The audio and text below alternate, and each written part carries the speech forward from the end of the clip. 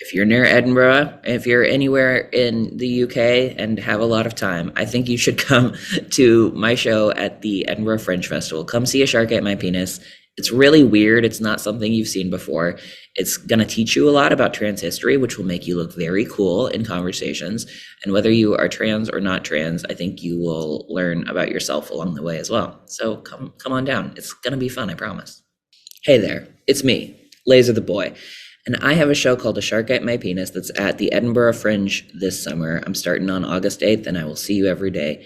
I just brought it out of the Hollywood Fringe Festival in June in LA.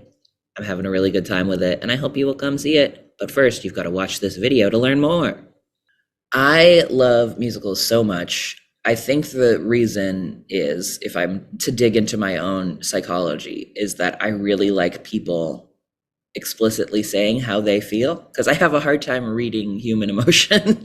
So, like they say, in a musical, you burst into song when you can no longer speak, like the emotion is too strong. And I think so frequently in real life, when the emotion gets too strong and we can no longer speak, we just stop and we go and hide. But in a musical, you can have this opportunity to tell people how you're feeling and to process those feelings. Also, I just love musicals. I love the music. I love listening to it. I've been a big Disney musicals fan. Alan Menken is my hero since I was a little baby boy.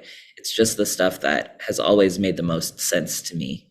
So it feels like both harder than straight theater, in that you have to write songs and you have to figure out how to mic them and put music, but it's also, to me, just like an easier way to tell stories, because you can just say exactly what you're thinking, and the corniness is part of it. I have wanted to bring a show to Edinburgh for a really long time. It's a thing that I first heard of through other comedy musicians. Helen Arney, Axis of Awesome, told me that it is just the best place to do shows, and it had an opportunity to go for a couple days a few years ago, and had the best time of my life. It's an enormous festival with 3,000 shows, 8,000 shows, whatever it is, happening all the time. And everyone is just so enthusiastic and so excited and so gleefully weird. It just felt like the kind of place I would fit in. The show I'm doing Fringe this year is called A Shark Ate My Penis, a story of guys like me, a history of guys like me. It's a show about trans men through the past. And the reason I wanted to write it is I've been reading especially one book called Female Husbands by Jen Manion, and it told these stories of these guys who were trying to live their truth, from 1700 to 1900 in a world where the word transgender didn't even exist, right? But at the same time, their stories are so similar to mine and so relatable, on an emotional level and on a logistical level of how do you try to get people to see you as a man, and how do you get through your life, and how do you find a woman who wants to be with you, even though you may not have the life that people are expecting given the way you look.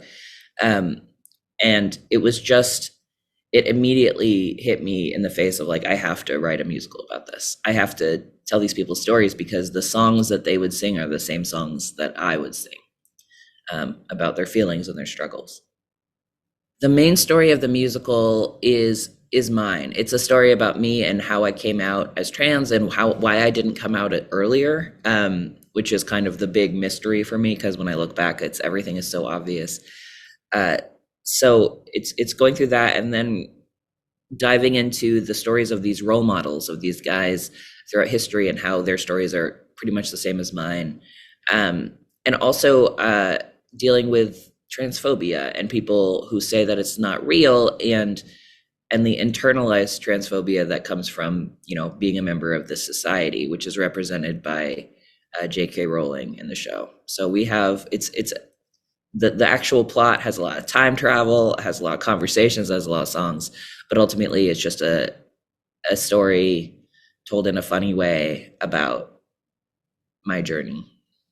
My goal with this show, and what I want the audience to get out of it, is catharsis, I don't like shows about queer trauma, so I try to keep it light and try to. The point of it is, hey, we have always been here, and here are some stories that you may not know from history, and also the struggle that we have of defining our identities and finding the right label is both universal and not the end all be all, right? It's you just being yourself and knowing who you are is enough.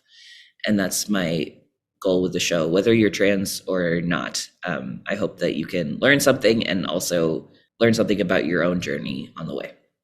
If you're near Edinburgh, if you're anywhere in the UK and have a lot of time, I think you should come to my show at the Edinburgh Fringe Festival. Come see a shark at my penis. It's really weird. It's not something you've seen before. It's going to teach you a lot about trans history, which will make you look very cool in conversations. And whether you are trans or not trans, I think you will learn about yourself along the way as well. So come on down. It's going to be fun, I promise.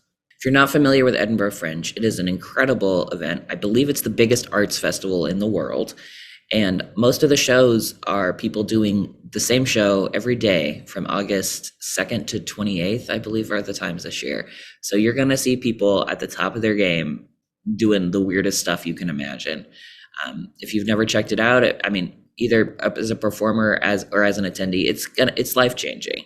You're going to see all kinds of stuff that you've never seen before. And even just walking around on the Royal Mile during the festival it's just a experience unlike any other. It's a lot of work and it's a lot of fun. It's a good way to just collect flyers if you're really into that. And yeah, just to see artists, the top comedians from around the world doing amazing stuff. So I raised money for my show using Kickstarter. I think this is probably my 10th Kickstarter. I'm a big Kickstarter guy.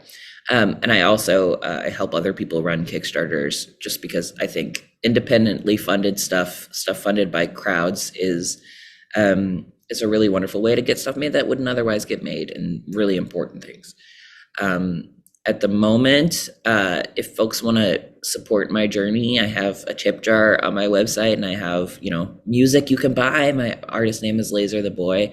I'm going to have some fun Shark Ate My Penis related merch and such. Also, I have cute buttons. So if you want to help out, I would really appreciate it.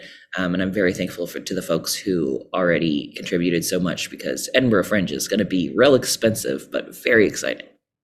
I think if I had to say something additional about the play or the festival, I would just say, get out and go look at the website and the catalog of shows and just find some stuff that appeals to you, because chances are there's going to be somebody who wrote a show that you never knew you needed.